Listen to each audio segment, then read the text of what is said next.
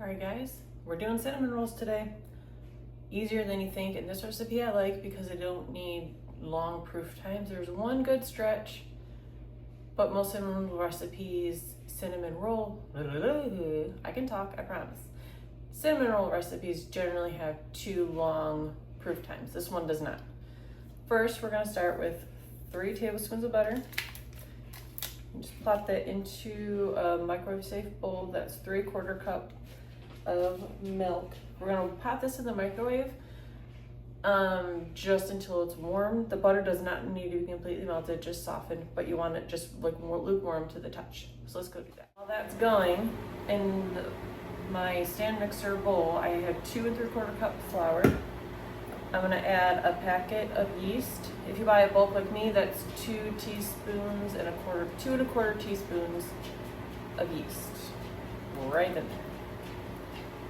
And then we have a 1/4 cup of sugar and just a pinch of salt. And then you can just give that a little mix. It doesn't hurt. Get it all incorporated in there. All right, then I'm gonna attach it with, I'm gonna use my dough hook because I'm gonna be lazy and let my machine do my kneading for me today. Hook that right in there. And now we just gotta wait for the butter to be done. 1 minute is too long, in case you're wondering. Ouch, yeah, that's too hot. You're gonna kill your yeast if you put it in that hot. Apparently I don't have any paper towel around here. I found some, it's fine. All right, it's cooled down. I put it in a different container just to kind of help it cool down. It is just lukewarm to the touch, which is what we're looking for. As you can see, the butter's mostly melted, and that's okay. The stand mixer will take care of the rest. So we're just gonna dump it in for our dry ingredients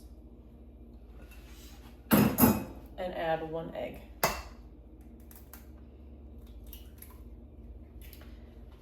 And wash your hands when you touch eggs, please. Right now that we're all incorporated in here, we're gonna mix her up. All right guys, I let the machine do the work for me. I do want to mention you don't have to use a stand mixer. You don't have to use like a handheld one. You can do this completely with, I would recommend like a rubber spatula or wooden spoon because the dough sticks to other stuff really good. Mix it up and then knead it with, you can knead it with your hands. I'm just lazy. I let the machine do the work. But this dough doesn't take long. And you want to know it's done if you poke it. I don't know if you can tell. It kind of bounces back. That means it's good. So we're gonna let this hang out, let the gluten relax for about 10 minutes. And while it's sitting, we're gonna get our filling started.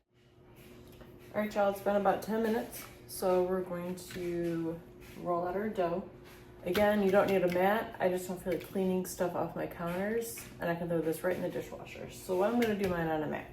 I do still sprinkle a little bit of flour, not a lot, just kind of help roll it out. So we have our dough, we let rest for about 10 minutes. Plop it on there. And just a little bit of flour on top.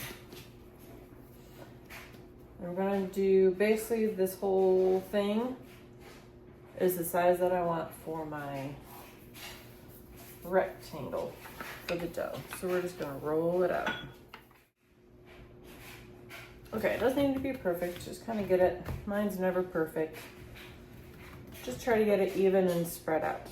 And then you want to take some, this is a little too melted probably, but some very soft butter. We're just rolling with it. It'll be okay in the end, I promise. We're just gonna spread, I believe that was 3 tablespoons of butter. And just spread it like you're painting Picasso. Don't get it too close to the edges though, because then it's just gonna go spilling out, especially when it's melty like that. It's actually easier to spread when it's melting. Maybe we'll do that more often.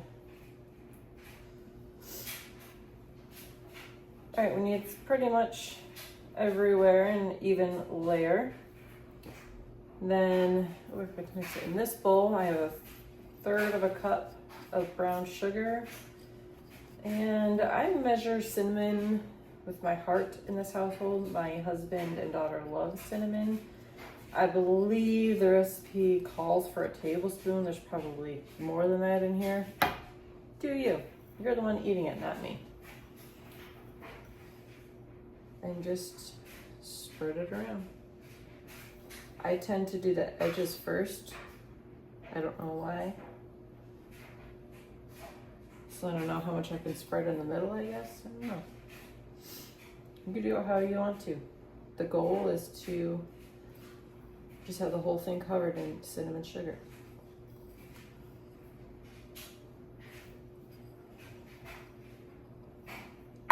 And now the fun part, you get messy. Because it looks like you don't have enough, but you really do. You just gotta get in there. Or even if you like press it into the dough a little bit so you really get that cinnamon flavor in there. Ooh, it's gonna be good.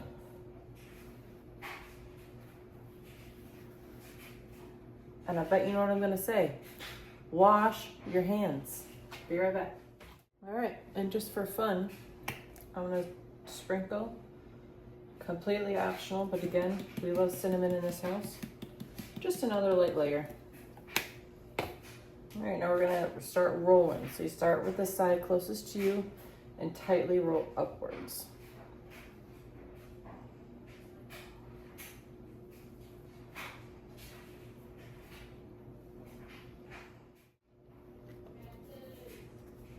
And you want to keep the seam side down.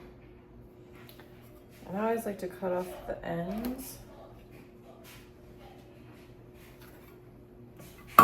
Just so you kind of have even here.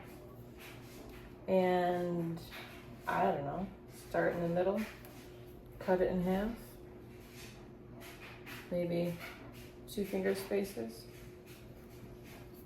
Cut it again. I know people that use, I've seen people use like the floss technique to do it. I'm not that precise. I'm okay if they're not necessarily all the same exact size. Maybe if I was giving them to somebody or presenting them somewhere, I'd be a little more about it, but I'm not. All right, and now we have a very, very well greased pan. Yes, I'm using a pie pan. That's what I have. Use what you got, people. Use what you got. We're going to just spread. Ooh, I didn't cut it far enough. It's all right. We'll just put that side down so nobody sees it. Just kind of spread your cinnamon rolls out. Because again, they're going to proof, so they're going to get bigger. So they will fill up the pan eventually, I promise. Between proofing and baking, the pan will fill up. And we're not wasteful. We're still going to use these. We're going to stick them right in the middle as little baby cinnamon rolls. So I got 1, 2, 3, 4, 5, 6, 7. I got 8. Probably could have cut them smaller to get more. Do however you want to do. So this is where we're going to do our long proofing time. So these babies are going to sit just like this, covered up for hour, hour and a half, depending on the temperature and humidity in your house. And then we'll bake them. So while you have that time, go clean the bathroom, go walk the dog, switch laundry, and come back and check on them. All right, you guys, those are about doubled in size. I would say that was an hour and a half, almost 2 hours. I kind of forgot about them, which is okay, just gives them extra proofing time. I'm gonna put them in an oven, 375 degrees for about 25 minutes, give or take a few. We'll check them at 25 and see how they're doing. All right, guys, it's been about 25 minutes. The cinnamon rolls are done. I guess I'll bring it down here so you can see. I did tint it with tin foil. As you can see, they got a little brown, but that's all right.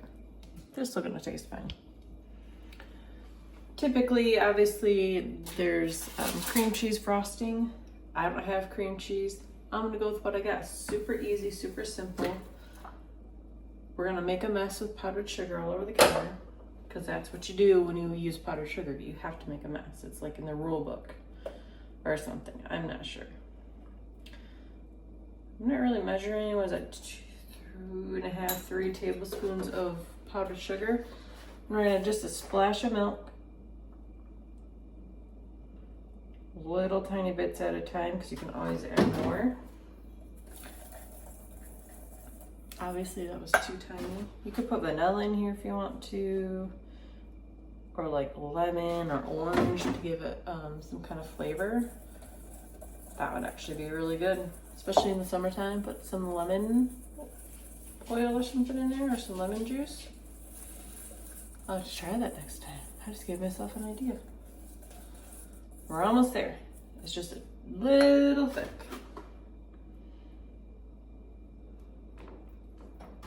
Gosh, it's probably gonna be too much because that's what happens when you don't measure, I guess. Lesson learned, but not really because I do it this way every time. Because you don't want it so runny that's just gonna like slide all over your cinnamon rolls. But you don't want it so thick that you can't spread it out. Oh, that seems pretty good to me. So what we're gonna do while the cinnamon rolls are still warm, we're gonna put them on. And don't worry, I've got my trusty helper down here to make sure that I'm gonna do it the right way. Let's scoot you guys down a little bit. Not piping hot, but they're still pretty warm.